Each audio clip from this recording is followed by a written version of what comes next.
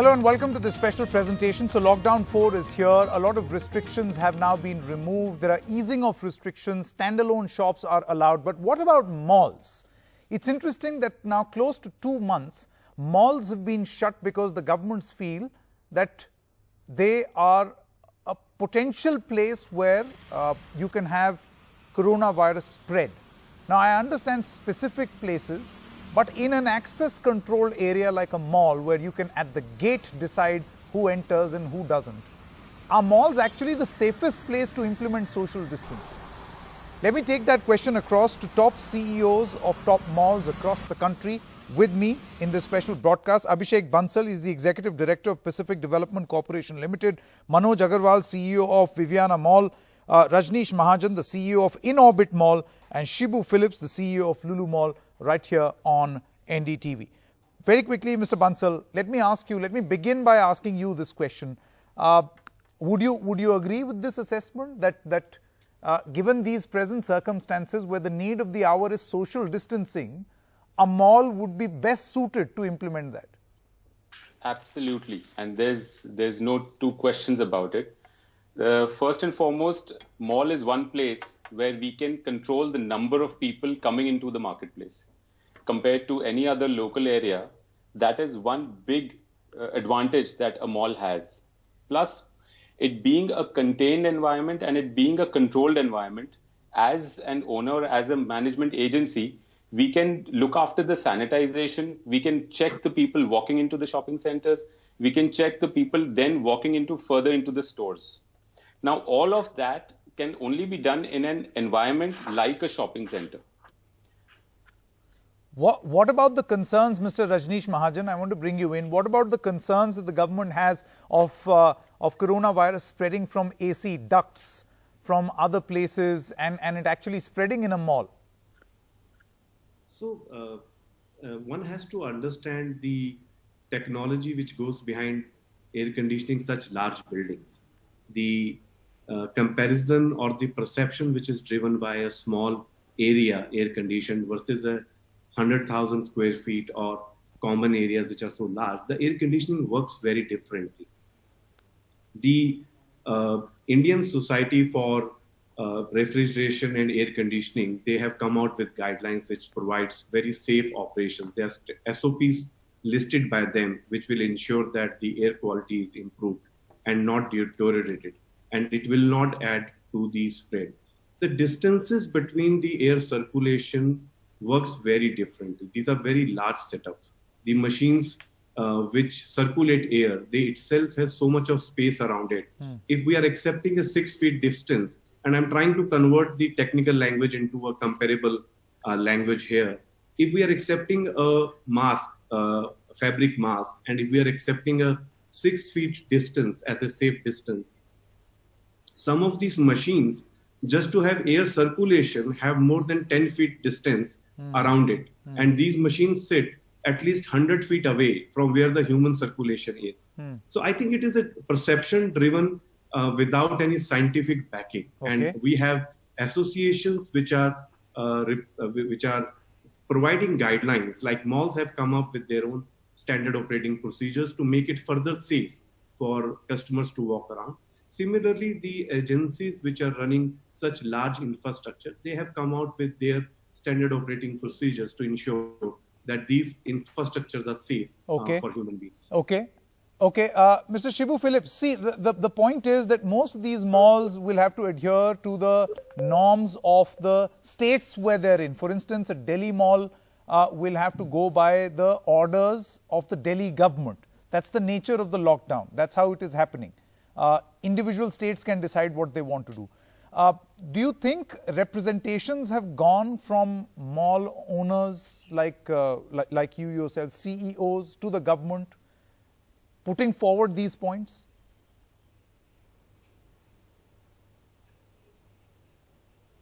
Mr. Shibu Phillips, can you hear me?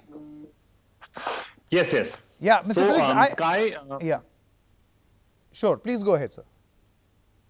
So Sky, which is a 12-year-old body, which is representing all the malls, all those 650 malls, has jointly made representations, and we have ensured that each of our representations have been sent to all the state governments, the chief ministers, the secretaries, the the prime minister's office, the finance minister, home minister. So we have ensured that all our concerns have been raised, and we have sent to RBI with respect to what are the type of moratoriums we require with financial help. We have asked the state governments and the local municipalities what we require with respect to help, with respect to property taxes. And we have made the SOP, which is a 48-page elaborate SOP, giving each and every guidelines on what we will do when we allow us to open. And this also has been given to all the government agencies. Okay, now, then in that case, Mr. Manoj Agarwal, what can one actually expect from the government? Because clearly all these representations have not really cut much ice with the governments. It seems that malls are not a priority as of this moment. What do you think needs to be done? I mean, is it just perception as was being mentioned by Mr. Rajneesh Mahajan, or something else? Well, I think it's a little of everything, because I think the priority of the government initially was to control the spread, break the chain of growth of the virus, and make sure that it gets restricted to certain zones.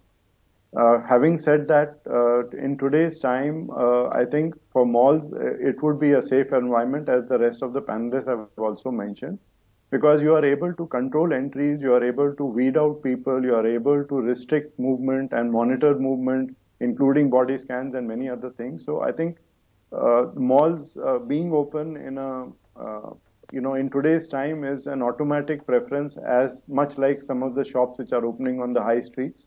And to that extent also, I think for people also, it is a much better place to visit than to get into certain areas which could be crowded, because, as we have seen when certain areas opened up in the last few weeks. So there was a kind of rush there, and, obviously certain norms were broken. So I think in malls that is very, very easy. So for government, I think what we expect from the government is that, one, they should give us a phase-wise opening schedule, which we have also presented in our representations. The second thing is that mall being infrastructure and cost heavy in its approach. So we need certain financial support, which may not be very large as in the packages which we have seen which the Honorable Finance Minister has announced. But it could be to the extent of a bank moratorium extending for a certain period, where the loan is adjusted, over the, term of the loan. Secondly, same goes But for Mr. the Agarwal, interest. just curious, Yes. don't you think that is automatically applicable? When the first announcement was made on a sort of a moratorium for about 3 months, will that automatically not be applicable on, businesses in a mall? Well, yes, what I would say is that actually it's gone more as an advisory, and with our banking consortium and our bankers, when we have approached them, so it's like it's kind of a deferment for a few months. And thereafter, there is not a rescheduling which is happening, but a certain adjustment of the MIs for a very short time. Okay. Wherein actually we are going to end up paying more for, the deferred period. So what we want is a moratorium where the entire EMIs that we have, those are adjusted across the loan cycle, and also the interest is adjusted across the loan cycle, so that we don't have cash flow issues. The cash flow issues are the ones which are initially troubling the entire retail side, whether we are the developer side or the retail industry side. Now, from a consumer's point of view, Mr. Bansal, I want to come back to you. Mr. Rajneesh Mahajan's major concern, which in a way he clarified, a major concern for a customer will be, this talk of the air circulating in that AC duct, and thus creating like an echo chamber, like a chamber which will inflict a lot of people with the virus. Now he says, from what I gather, he says that this is a myth that may not particularly be true. Are there any other quote-unquote myths that we need to talk about, which in a way stigmatize the malls? Well, first and foremost, I think to get the AC thing out of the way, we have the CPWD guidelines, which have been approved by CPWD on how to maintain your air conditioning. I think all the malls are going to follow that. Things like 40% humidity, the temperature control between 24 to 30 degrees, a special team who's looking after the air conditioning things. Now, all of that once that is done, the biggest, I think the other myth is that the malls are going to be overcrowded from day one. And that is the myth that we need to tell, we are trying to explain here, is that mall is one place where we can control entry of the people. Now, so, for example, we have devised a formula that we need one person per 75 square feet or 80 square feet. We can control that entry compared to a local high street where one can't control the entry and exits. Now, those kind of myths, I think shopping malls are, equipped to handle. I think the footfall bit is the other big myth that shouldn't be there. Okay. Mr. Shibu Phillips, would you agree that these two major concerns, overcrowding and AC, is largely a myth and not reality? Definitely, it's a myth, and countries. If you look at all the countries which has opened up after the pandemic, the Dubai governments and the Central Asian, the Thai government or the Chinese government, they've all allowed the malls to open, and because they understand very clearly that each and every aspect of customer entry, we can ensure that the Arogya Setu app is, look for the staff, so that they're sure that all the staff working in the mall are not coming from any containment zones, or they're all screened properly. Each of every store, we verify ourselves through the SOPs created that they have disinfectant every area. We have a clear audit list. So all this can be controlled by us, and customers can be given a very clear, a confidence that you're entering in an area which is so. I'm sure that very significant, Mr. Phillips. So you are saying that conditions like Arogya Setu app can also be applicable inside a mall, so that the government can track. Yes, all the staff who are coming to the mall, we are ensuring that all the staff, all the vendors, all of them have this Arogya Setu app downloaded, so they are not.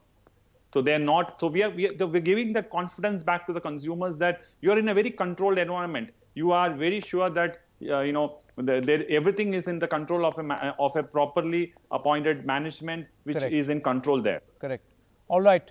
Thank you so much. Let's just hope that various governments and states as well as the centre are hearing what top CEOs seem to be suggesting, that it is actually far safer to operate malls as opposed to a standalone shop, and you can access control. There are myths about air conditioning, all of that. This is interesting perspective. It's always nice to hear the other side of the story. Thank you so much, Mr. Bansal, Mr. Agarwal, Mr. Mahajan, as well as Mr. Phillips, for joining us on this broadcast. We're stopping for a short break at this moment. News continues on the other side.